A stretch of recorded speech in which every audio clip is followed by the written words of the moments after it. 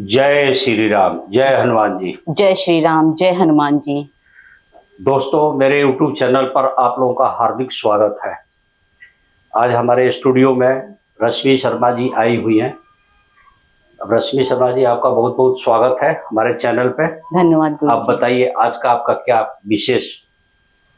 बस गुरुजी, मैं फिर से एक बार आ गई हूँ क्योंकि हर बार रक्षाबंधन में एक बहुत बड़ी सी प्रॉब्लम आ जाती है, ये भद्रा। इसमें क्या इस हर बार का यही होता है कि भद्रा में राखी नहीं बांधनी चाहिए। और ये इसको भाइयों से क्या प्रॉब्लम है भद्रा नक्षत्र को, और ये हर बार क्यों आ जाता है, मैं यही जानना चाहती हूँ। देखिए, आज सुबह से मेरे पास कई लोगों के फोन आए भद्रा के ऊपर कि गुरुजी भद्रा का क्या चक्कर है, हर साल ये क्यों प्रॉब्लम क्रिएट करती है। तो मैं आपको सबसे पहले बता दूं जी। भद्रा जो है शनि की बहन है, सूर्य की पुत्री है। और भद्रा को एक मान के चलिए कि अशुभ प्रभाव ज्यादा है। और भद्रा का मुंह जिधर होता है उधर ज्यादा तबाही होती है। अब भद्रा के पूंछ की तरफ थोड़ा सा आदमी सेफ साइड होता है। शास्त्रों में ये बताया गया कि भद्रा के शुभ अवसर पर 2-3 काम बिल्कुल नहीं करना चाहिए। जैसे शुभ काम एकदम वर्जित होता है, अन्यथा उसमें कई तरह की परेशानियां भी आती हैं।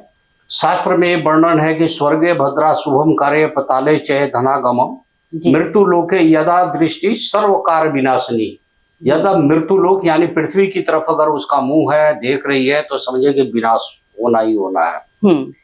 तो भद्रा में शुभ काम, अब भाइयों की रक्षा के लिए रक्षाबंधन का त्योहार है, तो इसलिए अब भाइयों से इसकी क्या दुश्मनी है, ये आपका मेन सवाल ये है।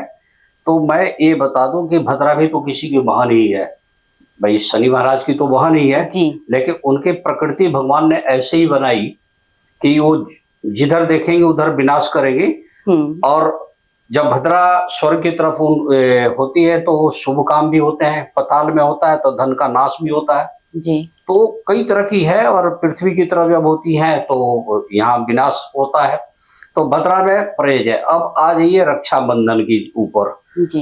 रक्षाबंधन के लिए सावन के महीने की पूर्णिमा जो होती है उसी दिन रक्षाबंधन मनाई जाती है जी। अब उसमें निषेध क्या है, कायदे में भद्रा में रक्षाबंधन नहीं होना चाहिए। एक अगर विधिवत चला जाए तो रात में भी राखी बांधने का अच्छा नहीं माना गया। शुभ काम रात्रि में मना किया गया है जी। अब समझ में नहीं आता, लोग यहाँ पे कंफ्यूज हैं कि 2023 में जो रक्षाबंधन आ रही है जो इस महीने में जी 30 को मनाए कि 31 को मनाए। अब 30 को मनाते हैं तो पूर्णिमा तो मिल रही है जी, पूर्णिमा तो ठीक है, लेकिन है क्या कि साथ साथ भद्रा है, तो भद्रा में नहीं होगी। अब भद्रा उतर रही है रात के 9:01 के आसपास जी। तो रात के 9:01 पर भाइयों को राखी बांधा जाए। अब एक भाई को 4 बहनों के पास जाना है, चाहे 2 बहनों के पास जाना है, तो हाउ इट बी पॉसिबल कि वो कहाँ जाएगा, उसको दिक्कत है जी।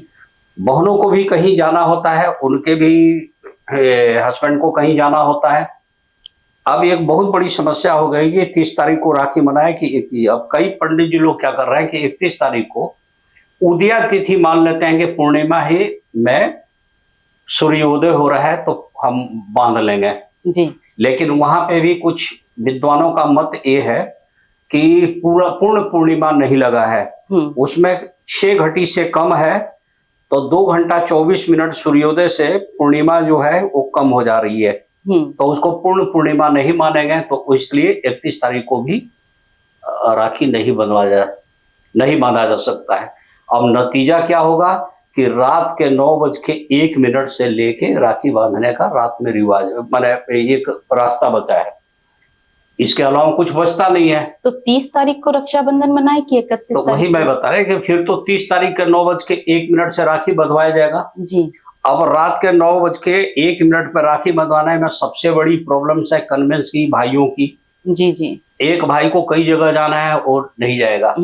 अब इसमें हमारे से लोग सलाह मांग रहे हैं कि इसमें कुछ सुझाव दीजिए, कुछ सुझाव रहे कि ऐसे ऐसे क्या करें। तो मेरा अपना पर्सनल विचार है जी, लेकिन इस पे शास्त्र अलाउ नहीं करता है। और कोई भी लोग हो सकता है कि सहमत न हो, तो हर आदमी अपने गुरुजी से पूछ के एक कर सकता है। बहुत मतलब इमरजेंसी की स्थिति आ जाए, अति विकट परिस्थिति में, तो उस रक्षा को बहन जो है भगवान भोलेनाथ के चरणों में रख दे। तस्वीर तो हर घर में होती है, तो कहा जाता है कि हे कालों के काल महाकाल जी, आप हमारी रक्षा करें, हम इस मुसीबत में संकट में बंधे हैं। अब ये रक्षा बंधन का शुभ मुहूर्त निकल रहा है, या हम उसमें नहीं बांध सकते हैं। उसके बाद भाई को राखी बांधे, तो लेकिन उनका व्यक्तिगत डिसीजन होगा, ये नहीं कि गुरु रजनीकांत जी ने सलाह दी। इसी तरह जो लोग हनुमान जी को मानते हैं, हनुमान जी के चरणों पर रख दें और बोले कि कौन से काज कठिन जग माही, जो नहीं होए तात तुम पाही। हे हनुमान जी, आप समस्त संकट का नाश करते हैं, आप प्रभु श्री राम के अनंत भक्त हैं और भक्तों का ध्यान रखते हैं। हमारे सामने ऐसी दिक्कत आ गई है कि हम निर्णय नहीं कर पा रहे हैं और भाइयों को आने की दिक्कत है। अगर भाई मान लीजिए कि कोई रात को 11 बजे 12 बजे पहुंच के राखी बंधवाना भी उचित नहीं लग रहा है जी। दूसरे दिन भी दिक्कत आ गई, 7 बजे से पहले पहले कौन बंधवा लेगा इतनी जल्दी। तो इस तरह की जो दिक्कत है, तो इसमें तो यही एक स्थिति बनती है कि भाई जो है, बहन जो है, प्रभु को समर्पित कर दे राखी, उनके चरणों में ही रख दे जी। सपोज मान ले कि कोई दुर्गा जी के उपासक है और माँ दुर्गा समस्त शक्तियों के स्वामिनी, समस्त जगत की स्वामिनी, उनके चरणों पर रख दे कि माता रक्षा करें।